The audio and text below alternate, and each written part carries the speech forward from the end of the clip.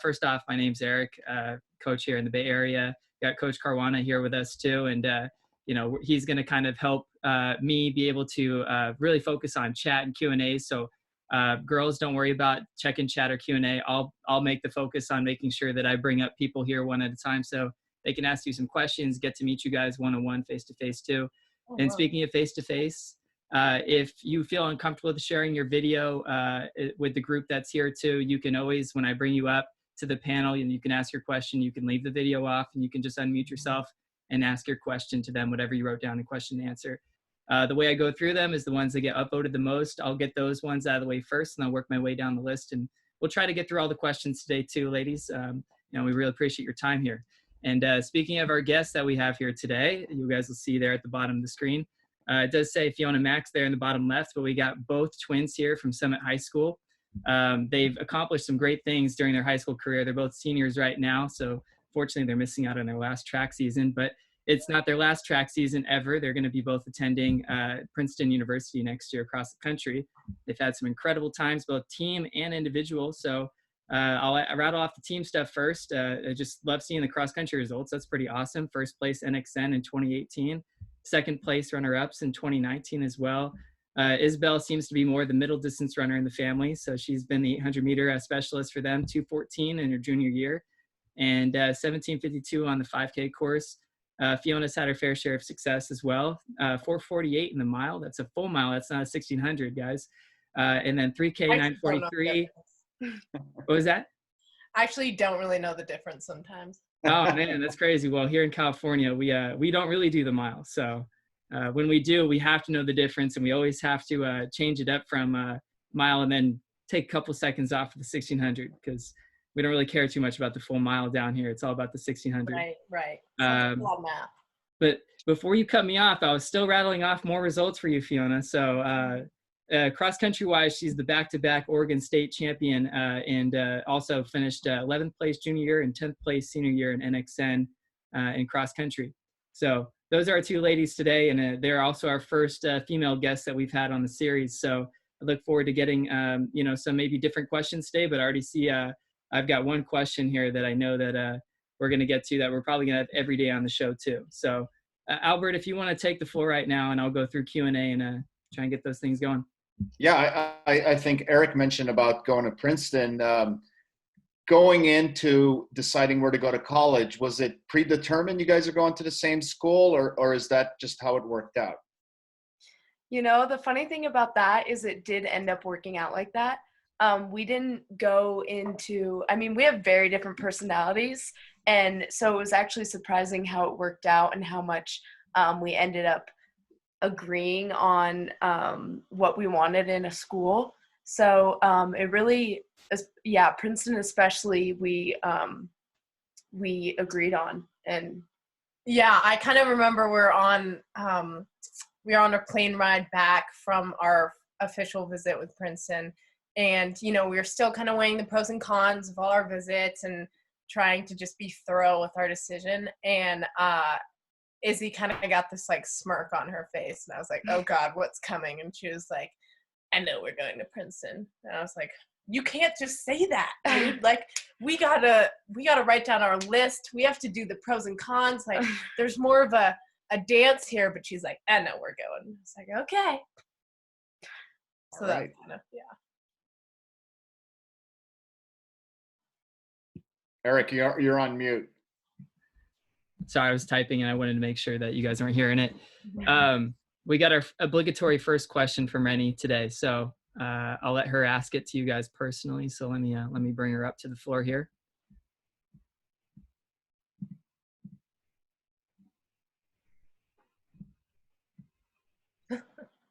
Hello, thank you for coming today. Hey, thank you. I just had a question. It doesn't have anything to do with running, but I was wondering what your guys' middle names are. I like that question. Thank you. Both are the most classic, unoriginal middle name. I feel like, no offense to all the other middle names like this out there, but my parents went with Rose for both of us. So yeah. Oh, you have the same middle names? Sorry, Fiona just spilled her water off my bed. Yeah, we have the same middle names.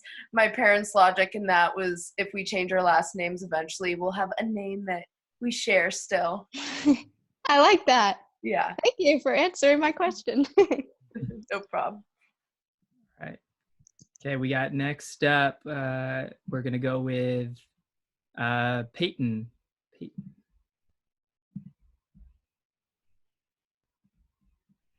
There it is, P.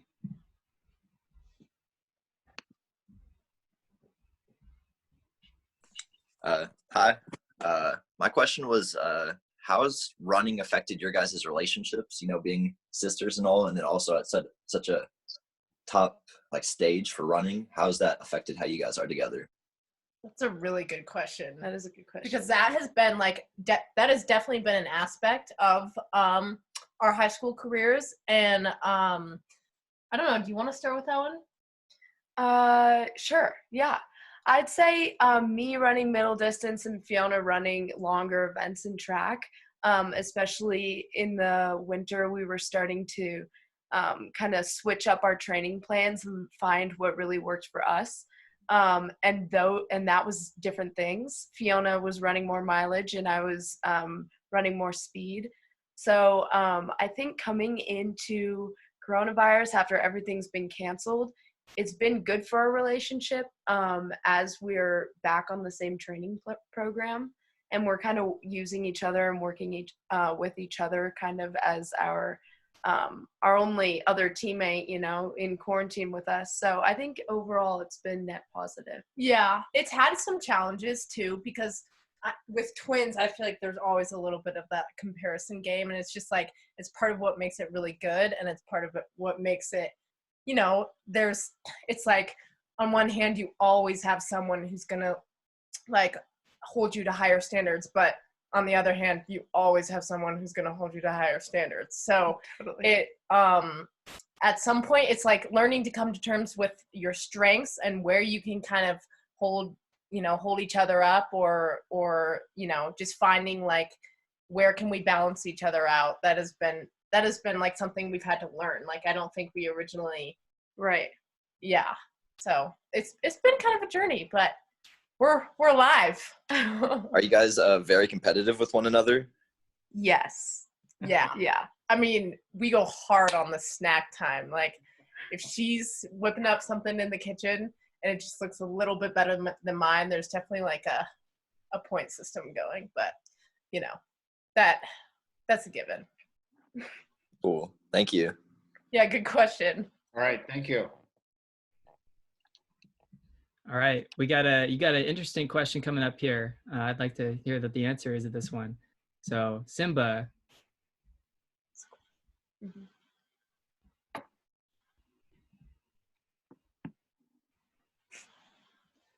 Hello. Hey. So I got a question. So what is your go-to hype song that motivates you or gets you pumped up, Ooh. Oh my God, that's hard. There are too many. I'm trying to think of what phase of music I'm into right now. Oh, okay. Dollar by Electric Guest is that is such a good one. It's at the perfect frequency where you're just you can kind of start a little jog to it and then just kind of get into it. That Dollar by Electric Guest is, and it never, what I like about that song is it never mellows out. No, you gotta pick a different song. All right, okay. What was that song you played the other day? I can never remember titles of songs. What was that song you played the other day? That, it was just Miguel. No, Got Friends. What? Got Friends. No, it was the Good Day song. Oh yes, there's song. A rainbow on it. Good Times. The remix by XXX is also very solid. Yeah, that's my favorite song right now. Mm-hmm. Especially in this time, it's good to hear a song that's there's gonna be some good times. Mm-hmm. Yeah, favorite song right now. All right, Simba, thank you for the question. Yeah. Thank you. Yeah, you're welcome. Okay, next up we got Abby.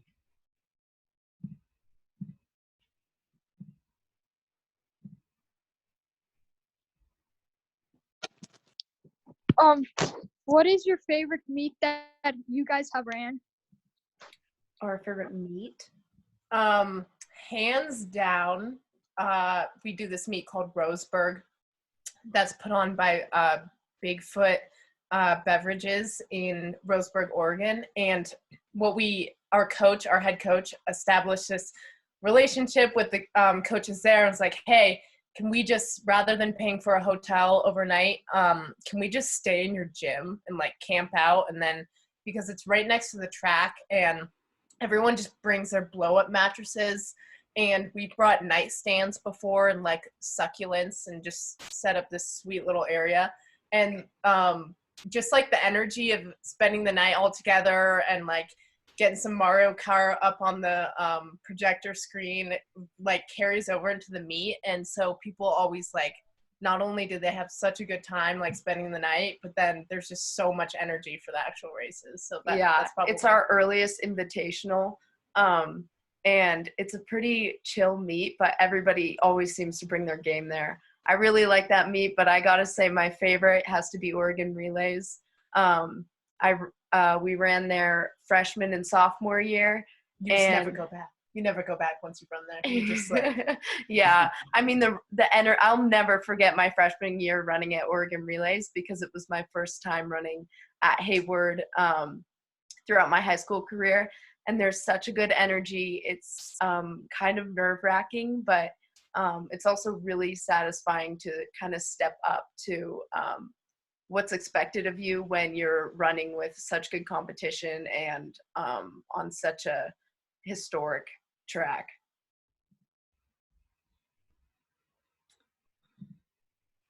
thanks for the question. Yeah, thank you. All right. We got 3 questions on the list right now. People are kind of like adding them in as we're going through. Oh, Abby's back. Abby, I'm going to change you to an attendee, okay? I think you're yeah. Oh, did I just, sorry. Hold on. Let's see, I don't know if she had something to say. Abby, you have something you were going to say? Well, I was trying to leave and it wouldn't let me. So. Oh, gotcha. Okay.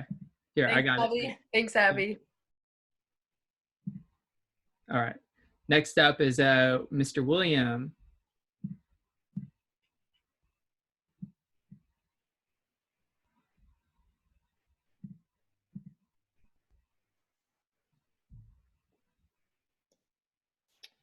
Hello. You kind of answered this question, but I was gonna ask, like, you guys train together during quarantine, I'm guessing. And it's like, do you guys kind of do different things? Because one is more distance and one is more middle distance. So, like, what's that like? Yeah, that is like, there have been moments in quarantine where I'm setting up my training log for the week, talking to my coach, and I, set out this really good plan that I'm excited for, and then I go next door into Izzy's room, and it's like we have to learn, okay, so I don't want to get dragged necessarily on this run when I know that that's not going to be what the best is for me. So it's a mix and matching game. Like some days one person might be like, well, you know what, I'm just going to bike. You have fun, go listen to some new music and like get a break from my voice. And then other days it's like other days it's more like, nope, like get your butt out of bed. Where it's 7:30. Let's go get on the track and like work with each other and kind of motivate each other to get through this. I think one key thing for us has been at the beginning of the week, we set our intentions and we set them together. So that's been kind of nice to be on the same, to have the same goals for the week. And they're not necessarily mileage goals or, they're not necessarily mileage goals or like pace goals, but they're things like, I want to up my protein intake. Yeah, I want to up my protein intake, or I want to, no matter what, I want to feel good this week heading into our Wednesday workout. And so sometimes like today that meant, yesterday that meant me hopping on the bike. instead of hitting the track. And Fiona was on the track doing some intervals.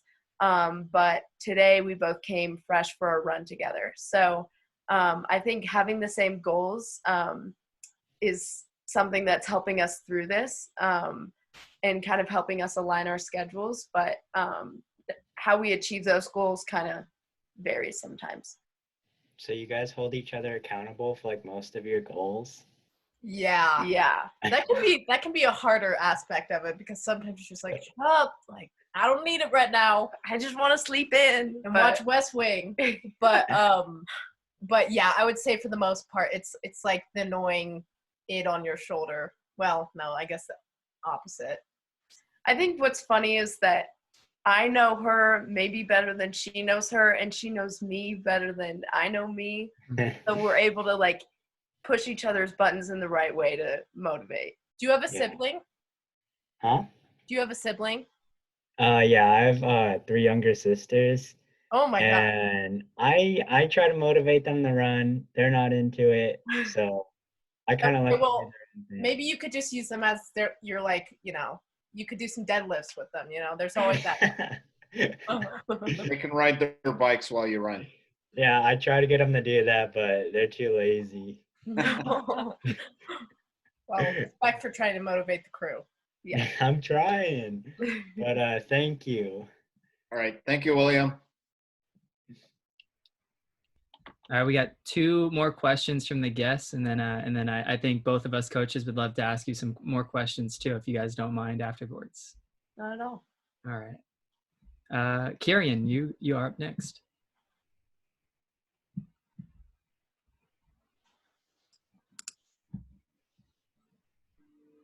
Hey guys.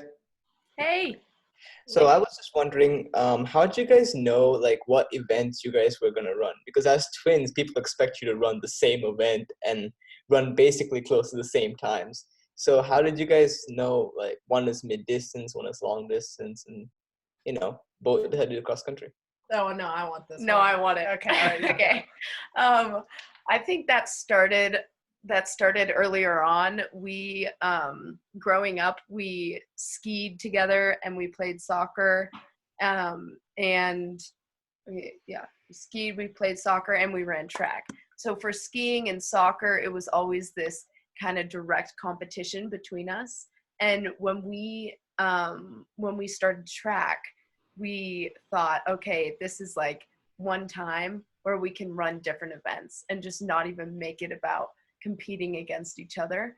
I think I just remember being personally just absolutely crushed because she was on the 4x1 team, which was in middle school, totally your way in. And I was just kind of the duff on the outside, like, running that 800 and like occasionally going over to hurdles.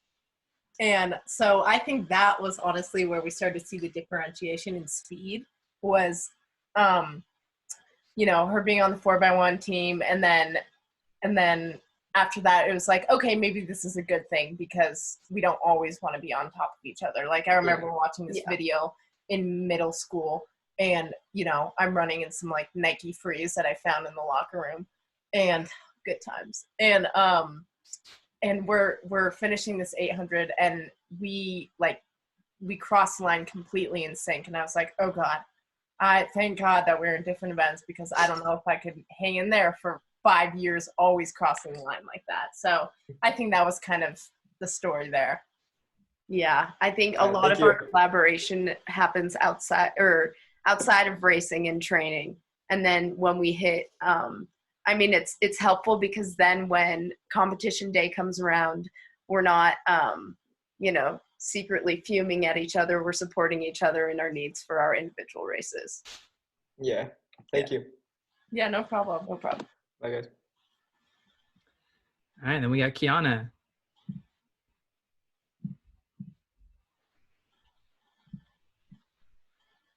I like hearing that positive rivalry between you two. Yeah. I'm sure not all the time it's got to be positive. Sometimes you guys are competitive, so. Yeah. Love your background. Love your background. Mike on. Here we go. This is still here from this morning. Let's see. Okay, so what are the biggest challenges that each of you have faced in your running careers? Ooh, that's a good question. That is a really good question. That's a big question. Yeah, that is a big question. Ooh, I need to like prepare myself for that. Let me think about that one. I think for me, I am fortunate enough to say I haven't been truly injured yet. Like maybe there's been a little things here and there, but I think on injury is like in for a lot of people these days, it's people view it as some inevitable thing for runners, and that scares me a little bit. And because there's always that question of like, what am I doing wrong here? What am I doing right here? And when is that going to hit? Is it going to hit? And luckily I haven't had injury yet. So I everything has been smaller. And with that, I think the biggest challenge in terms of my running career has been kind of trying to separate the white noise from what actually counts. Trying to separate kind of, the athletic.net stats and the comparison game from making it more internal, or, trying to learn that at the end of the day, it's so easy to just dumb people down to like the bodies that it seems like they could be on a course. But in reality, everyone's human, and, we don't see that every day. We just see each other as competitors. And it's so important to remember, like, they're, more than one dimension. They're going to school and, thinking about careers beyond running and reading interesting things and having conversations with their family at the dinner table that is totally beyond running. So I think, honestly, remembering that it's less of a comparison game was like a big thing I had to get over kind of like around sophomore year, because I think it's super easy to do that as a freshman. You can be like impressionable and you don't know how to separate the white noise. So I would say that was the biggest thing. I, on the other hand, have been injured. It was last summer. It feels so much further away than that. But this past summer, I had an IT band injury for about 4 months, 5 months. And didn't you like wear the wrong shoes? No. It was more like kind of a buildup of me not checking in with like the little things, like stretching and rolling and doing PT and that kind of thing. Anyway, as I was injured, that was kind of the toughest thing I faced in running was being away from it. And but I also learned through that how much I loved running. I learned that without it, it's easy to kind of fall into that white noise in the comparison game if you're on the sidelines, if you're on the bike. But I actually ended up learning a lot from it, including how to cross train, how to push myself on my own without like a teammate. I learned some great perspective about, how to preserve, about longevity and how to preserve your running career. And so while it was a huge challenge, I think those especially are the moments that we can learn from. And what's nice is that, even if you hit a low, you can always like step up, you can always grow, you can always get better, and inevitably you're going to pass whatever moment that is. That's what I'm telling myself through quarantine too, is like, this will pass and, we'll get back to racing. I think having that perspective of like facing a challenge, going through the 4 months of that, it adds some hope along with the struggle. Yeah, I think, there's so many times in the sport where you look at somebody and like, wow, there are just so many insane people like in the sport. I feel like you have the opportunity to go insane, and that's where people have to be careful. And I remember reading this quote in my training log, in Lauren Fleshman's training log. Super good. If you don't have it, get it. But it was something, I'm going to butcher it, but it was something along the lines of she was talking about injury, and she was like, there are going to be days when it's easy to get on the bike and do that workout away from running. And then there are going to be days where it literally feels like you're going to go insane. And on those days where it feels like you're going to go insane, give yourself that time. Like, your mental health is worth 10 times more than that one bike workout. And so that's always helpful with perspective. I mean, over that course where I was injured, there was definitely a period where I was like in my bike shorts and my bike shoes, standing next to our bike and willing myself to get on it, kind of like tearing up a bit. And then that's when I remembered that quote, and I was like, okay, maybe I won't hop on the bike today. But in the long run, it made the 4 months go by much faster. If I was constantly pushing myself to that point where you start to go insane, then that would have been a long 4 months. That was really good. Thank you for your response. Yeah, thanks for the question. Yeah, very thorough response. Thank you for that. We did get one more question from a student. I want to make sure she gets a chance to be able to talk to you guys too.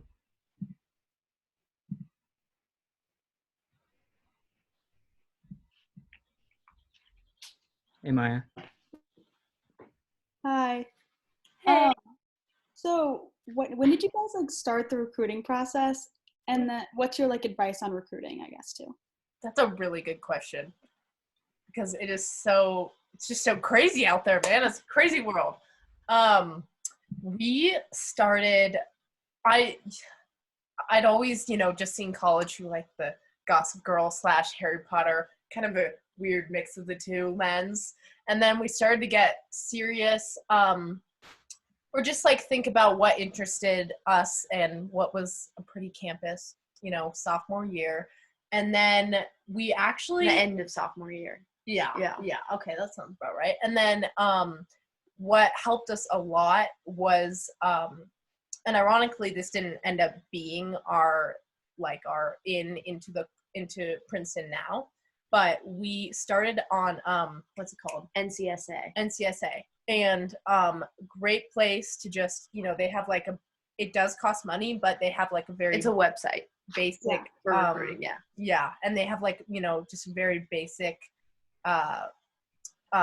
payment, and it's basically just LinkedIn for athletes. And it just honestly, not only does it help you connect with coaches, and we could start setting up conversations and calls through that, but I learned so much just in terms of how to actually function as a professional human being on NCSA. And I think the biggest part about that and why that was helpful was you really just have to get the ball rolling, and you have to get the ball rolling yourself.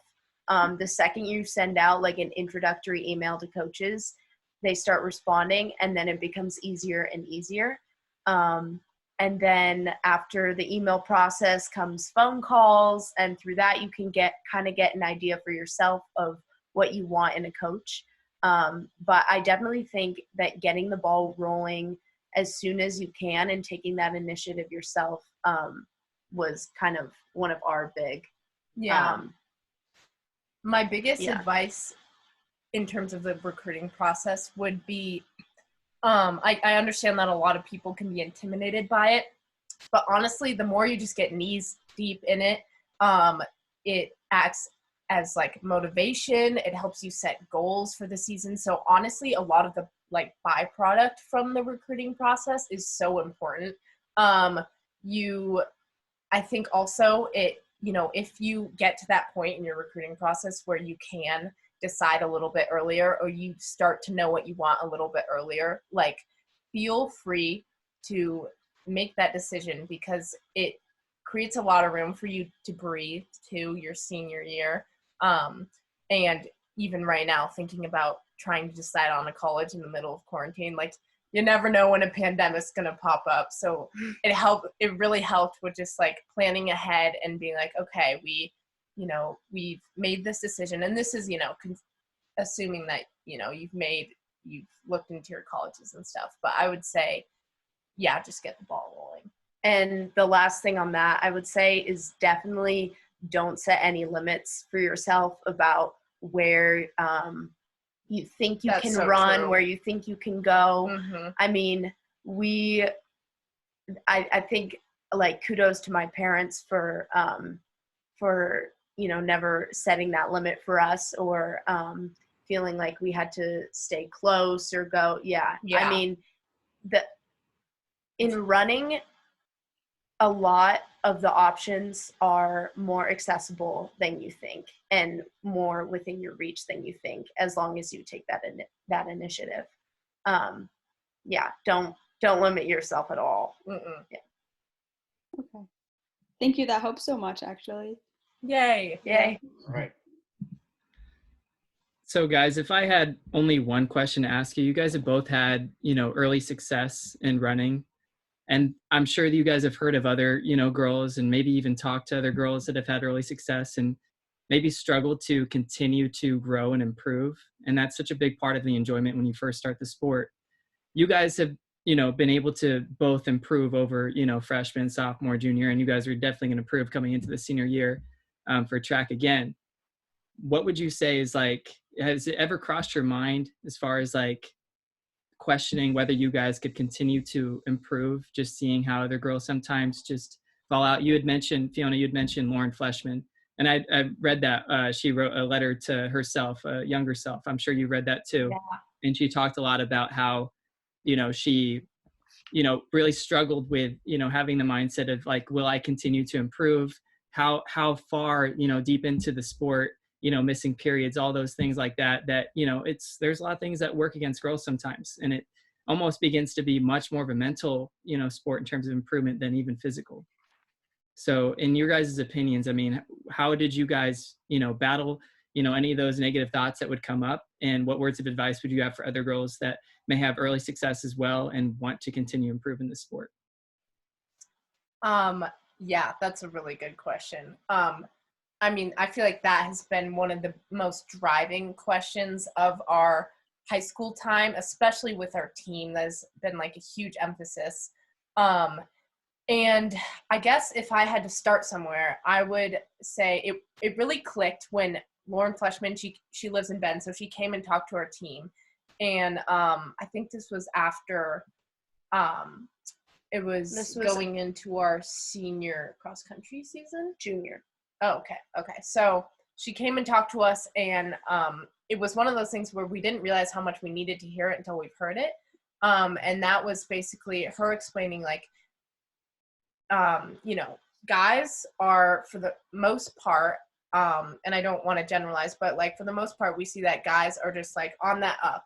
And especially with puberty and stuff, it's just on the up. And then with girls, she's I'm not going to lie to you guys, you go up and down, and it's it's a roller coaster. Right. Yeah. And there's peaks and picks, and you have to be ready for that. And that really clicked for me because her explaining it kind of this upward rolling hill thing made me realize yes, there are going to be peaks and there are going to be pits, but if you stick with it and learn to work with that and take care of yourself, then you're still to some extent moving upwards. And I'd say that was one of my biggest takeaways from that.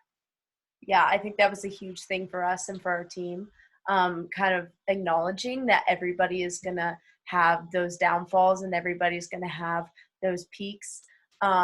And I think the biggest thing through that is having a mindset that doesn't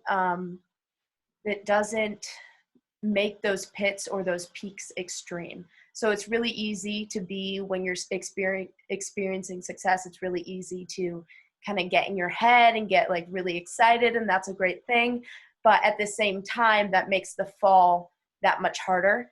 And when you inevitably do go through a low, then I mean, the tears are just going to be harder to stop. So I think one thing, while everybody is, on their rolling trajectory, and especially girls, I think having some consistent goal that no matter where you are in your training, you can show up and you can accomplish. And I think having that consistency in your training is really important for your mindset. And yeah, I think overall that sums it up. Yeah. I experienced this myself my freshman year. It's like, I feel like in running, it's really easy to see girls who are, doing so well because they're young and they just have not hit puberty yet. And they haven't learned exactly, what everything means for their body. And then once they hit it, it's like this moment of betrayal. And it's like, okay, well, where do we go from here? Like, what do I do now? But the most important thing is realizing that once you've hit puberty, you now have like more of an opportunity to work with the power in your body. B, realizing that it's not going to be like that forever, and that it's a growth period, just like anything. It's a learning curve. You can't ride a bike well the first time you get on a bike. So why would you expect the same thing? It's I think realizing that it's not going to be like that forever and sticking with it and being kind to yourself is like the top thing there. And also surrounding yourself with people who are going to appreciate that and be kind with you. I mean, we're lucky enough to have coaches throughout our career who are really in tune with talking about like what our training needs to look like based on what our bodies are doing. And also our coaches have been traditionally like conservative in the way that they know that and their interest is in the longevity of our running career, not our peaks. Yeah, I think at the end of the day, you don't want to be like a 50-year-old bag of bones just like hobbling out there. You want to look good, so it's all about the longevity game. Like if you can show your kids photos and be like, that was me 20 years ago, and then you look the same and feel the same and act the same, like that's honestly peak right there. So I feel like if you can like base your longevity and patience for your running career off of that, that's key too. Yeah, and thank you guys for that answer. A lot of people would say that, a team that's striving for a national championship, they're going to sacrifice the team's health. There has been some controversy with the way that girls have been, being trained, and especially those that have been successful. It's refreshing to hear that, a team as successful as yours can, really just do it, and honestly, I don't know if there's a right way, but it just sounds like it's been something that's been really healthy and mentally and physically great for you guys as an experience overall. Yeah, I think that's like a big thing too. You said earlier about like the importance of the mental aspect of the game, especially, and maybe even over the physical aspects.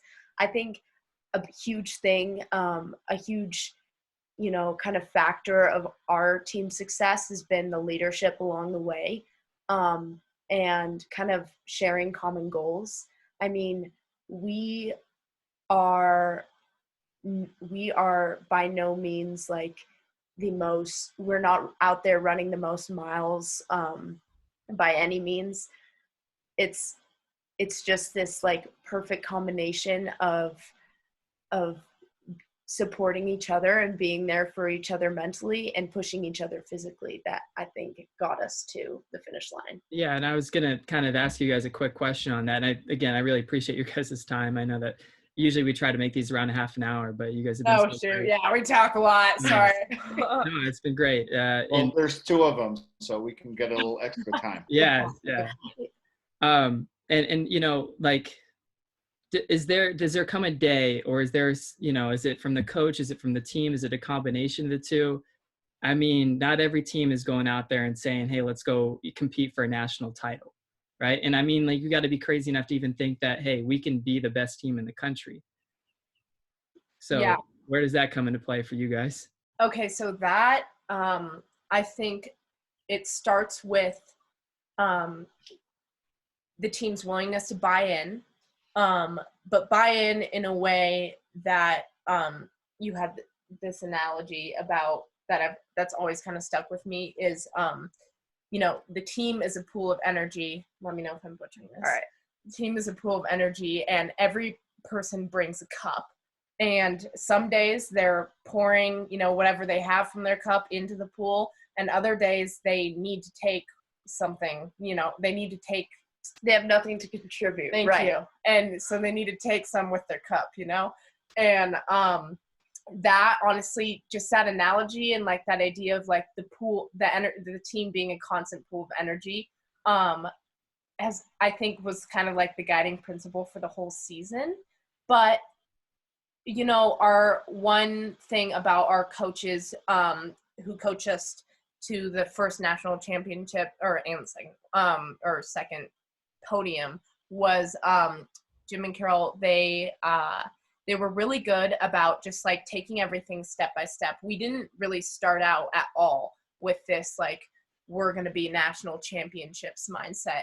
The year before we hadn't even placed at regionals. Right. So it was like we were very much the underdogs, and I think that mindset helped a lot, just in the way that it was like, no, you can't say you're going to be the president when you're not even a governor yet. Like, come on, people, we got to get to regionals first and like not get our butts kicked there. And then let's just see how that happens. So I think honestly, seeing nationals up until you get closer to the event, seeing it as more of a byproduct of like of really good teamwork and a really healthy environment, solid workouts, like good nutrition, and seeing it more as a byproduct rather than an end goal was like the most important part. Completely. You didn't butcher it. Yeah, thanks, dude. Very cool. Thank you. Coach, do you have any other questions?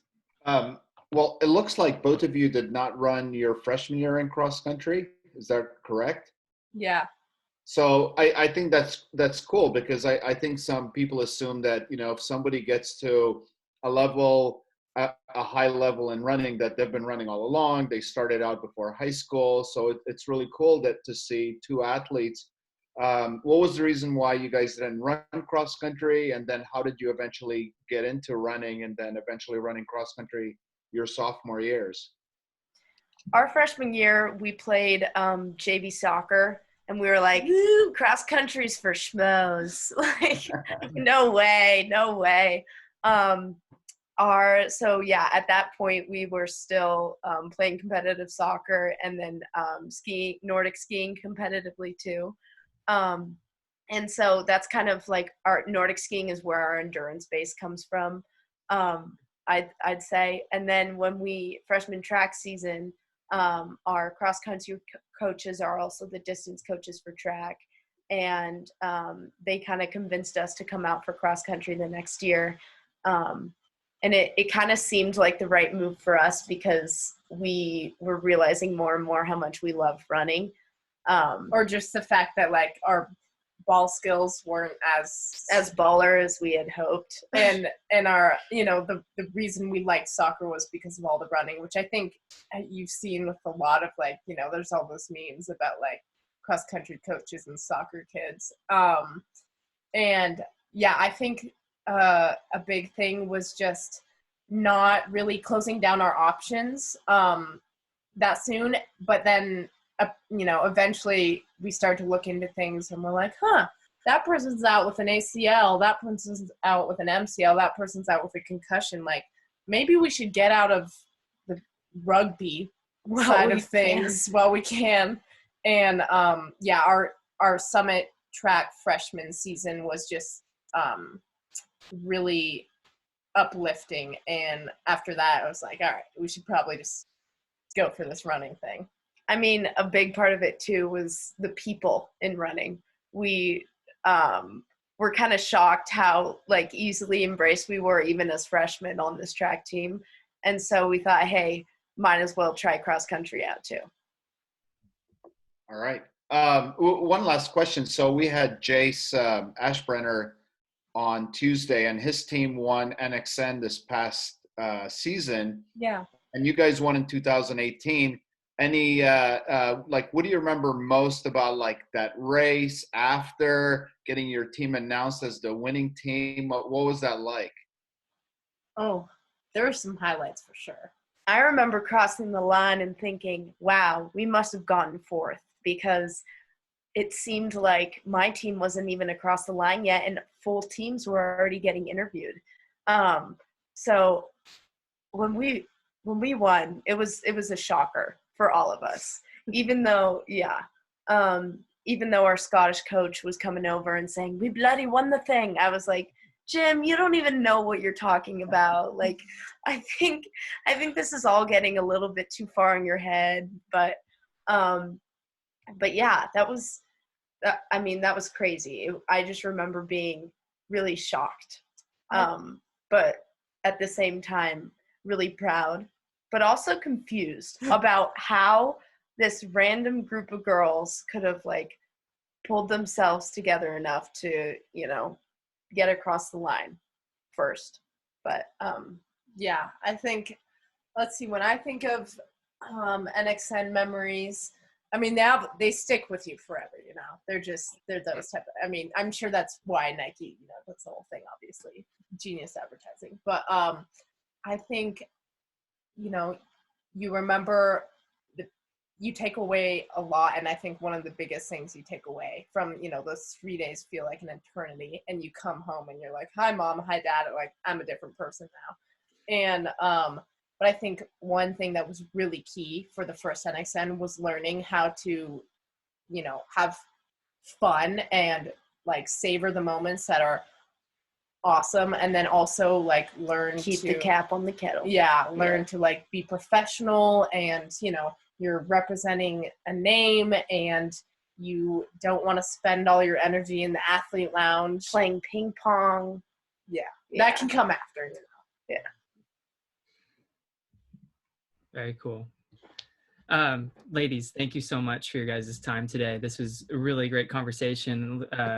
Happy to kind of, just you guys talked on so many different points today. So we really appreciate your time with us. And, again, we're apologetic towards all the seniors around the country, and you guys included, that don't get to run your final high school season. But you got big fans in all of us over here in the webinar, and we wish you the best of luck in your future. Yeah, thank you so much, guys. Thank you to everybody. This is a great, I love that people are having these conversations, so thank you for having us on. Yeah, help spread the word about these. Ooh, we will. Yeah, done. For sure. You guys are influencers, right? I think they're going to start a YouTube channel. I think after this, Anyway, thank you so much, you guys. All right, thank you. Thank you guys, and thank you to everybody attending. Bye.